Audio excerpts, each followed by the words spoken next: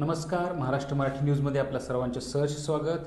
आणि तासगाव कवठेमंका तालुक्यातल्या या जिल्हा परिषद आणि पंचायत समितीच्या ज्या निवडणुका झाल्या त्यामध्ये एकूणच निकाल सगळे आपल्या हातामध्ये आलेत. यामध्ये तासगाव पंचायत समितीमध्ये सत्तांतर झालेलं आहे.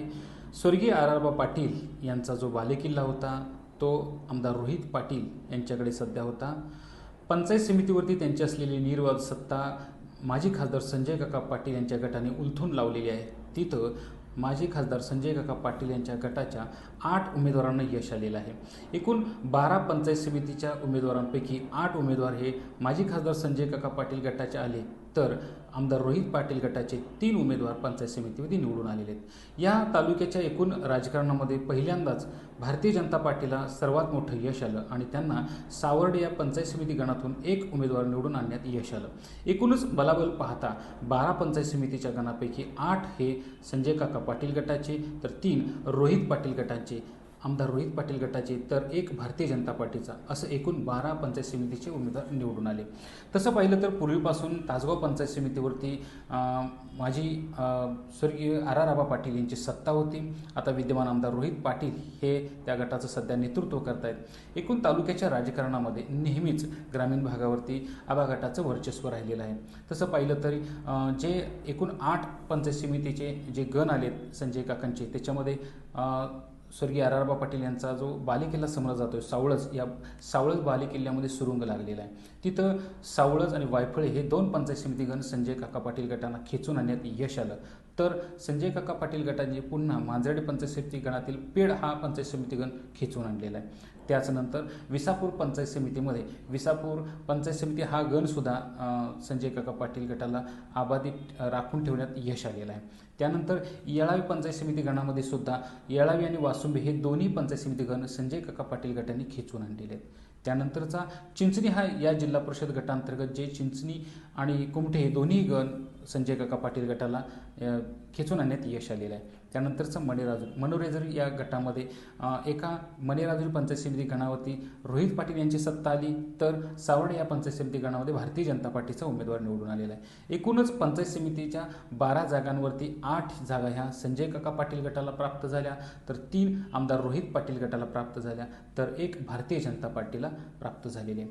तसं पाहिलं तर गेल्या 35 वर्षाची जी अंजनीच्या आर.आर. पाटील घराण्याची जी सत्ता होती ह्याच्यावरती पंचायत समितीवरती, ती सत्ता उलथून लावण्यात संजय काका पाटील गटाला यश आलेलं आहे. त्यानंतर 6 जिल्हा परिषद गटांचा आपण आढावा घेतला तर 6 जिल्हा परिषद गटापैकी 4 जिल्हा परिषद गट आपल्याकडे खेचून आणण्यात आमदार रोहित पाटील गटाला यश आलं, तर या 6 पैकी 1 आहे काँग्रेस, तर 1 संजय काका पाटील गटाला यश प्राप्त झालेलं आहे. याच्यामध्ये जे होम ग्राउंड होतं रोहित पाटील यांचं सावळज जिल्हा परिषद गट हा अनुसूचित जाती वर्गासाठी राखीव होता. तो जिल्हा परिषद गट खेचून आणण्यात या रोहित पाटील गटाला यश आलं. त्यानंतर विसापूर, चिंचणी आणि मांजर्डे असे एकूण 4 पंचायत समिती गट हे रोहित पाटील गटाला खेचून आणण्यात यश आलं. तर येळावी हा पारंपरिक येरळाकाठचा जो काँग्रेसचा बालेकिल्ला होता, तिथं माजी आमदार बाबासाहेब पाटील यांचे नातू अमित उर्फ विशाल पाटील यांना तो जिल्हा परिषद गट खेचून आणण्यात यश आलेलं आहे. तिथं राष्ट्रवादी काँग्रेस पार्टी शरदचंद्र पवार गटाचे उमेदवार पराभूत झालेले आहेत. त्यानंतर जो मणेराजुरीचा जिल्हा परिषद गट आहे, तिथंसुद्धा अत्यंत अटीतटीच्या लढतीमध्ये माजी जिल्हा परिषद सदस्य सतीश पवार यांच्या विरोधात शशिकांत जमदाडे यांना विक्रमी मताने अगदी 300 मतांनी विजय प्राप्त झालेला आहे. तिथंसुद्धा संजय काका पाटील गटाने बाजी मारलेली आहे.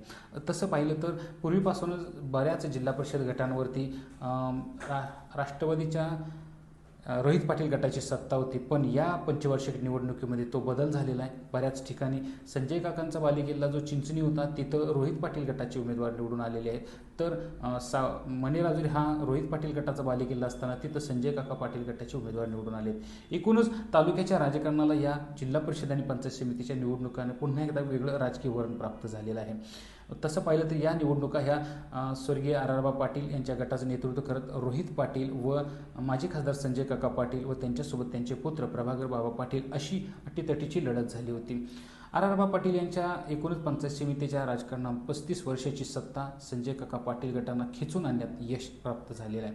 जिल्हा परिषद आणि पंचायत समितीच्या एकूण निवडणुकीमध्ये शरदचंद्र पवार राष्ट्रवादी काँग्रेस पार्टी व अजित पवार राष्ट्रवादी काँग्रेस पार्टी या दोन तुल्यबळ पक्षांमध्येच ही निवडणूक झाली. प्रथमच भारतीय जनता पार्टीने सर्व ठिकाणी आपले उमेदवार उभे केले होते, पण तरीसुद्धा भारतीय जनता पार्टीला सावर्डे या पंचायत समिती गणामध्ये उमेदवार निवडून आणण्यात यश आलेलं आहे. यानंतर शिवसेना उद्धव बाळासाहेब ठाकरे गटाने या निवडणुकीत कोणताही उमेदवार आपला रिंगणामध्ये उतरला नव्हता, पण शिवसेना एकनाथ शिंदे गटाचे मात्र जिल्हा परिषद आणि पंचायत समितीच्या ठिकाणी उमेदवार उभे केले होते, पण त्यांनाही तसं फारसं यश आलेलं दिसत नाही. या एकूणच निवडणुकीचा रागरंग पाहिला तर या पंचायत समितीमध्ये माजी खासदार संजय काका पाटील गटाने सत्ता खेचून आणलेली आहे, तर विद्यमान आमदार रोहित पाटील यांना एकूणच या निवडणुकीमध्ये पराभव पत्करावा लागलेला आहे. महाराष्ट्र मराठी न्यूजसाठी संजय माळी.